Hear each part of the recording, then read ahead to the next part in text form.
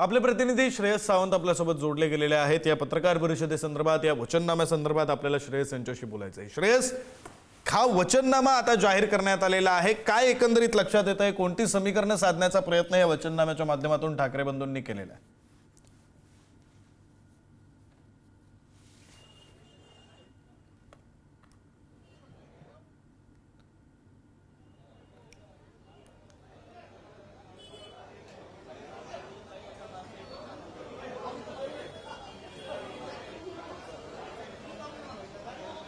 खऱ्या अर्थानं आपण बघू शकतो तर आता हा वचकनामा आणि वचननामाला एकत्र करून हा वचननामा जाहीर झालेला आहे। शिवशक्तीचा वचननामा आहे, ज्यात खऱ्या अर्थानं मनसेअध्यक्ष राज ठाकरे, पक्षप्रमुख उद्धव ठाकरे आणि बाळासाहेब ठाकरे यांचा खरा तर फोटो जो आहे तो लावण्यात आलाय। शब्द ठाकरेंचा, मुंबईची प्रगती, मुंबईकरांचा स्वाभिमान असं देण्यात आलंय। आता आपल्यासोबत सगळे आपले प्रतिनिधी आहेत, आपण त्यांना प्रत्येक मुद्द्यावर आज चर्चा करणार। सगळ्यात पहिल्यांदा आपण आपले दिल्लीचे प्रतिनिधी शिवाजी सर आहे। शिवाजी सर, कुठला मुद्दा तुम्ही सांगणार जो तुम्हाला ह्या पूर्ण वचननाम्यामध्ये आकर्षित वाटला?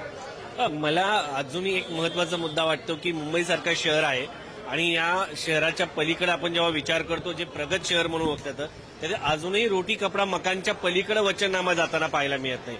दुसरा मुद्दा असा आहे की खऱ्या अर्थानं याच्यामध्ये जे आपण पूर्ण करू शकतो का शिवसेनेच्या वतीनं किंवा मनसेच्या वतीनं, हा सगळ्यात मोठा प्रश्न आहे। कारण काही असे काही मुद्दे आहेत, जसं की मुंबईतून गुजरातला नेलेलं आर्थिक वित्तीय केंद्र मुंबईत पुनर्स्थापित करणं, आता हे अधिकारच मुंबई महानगरपालिकेचे नाहीयेत।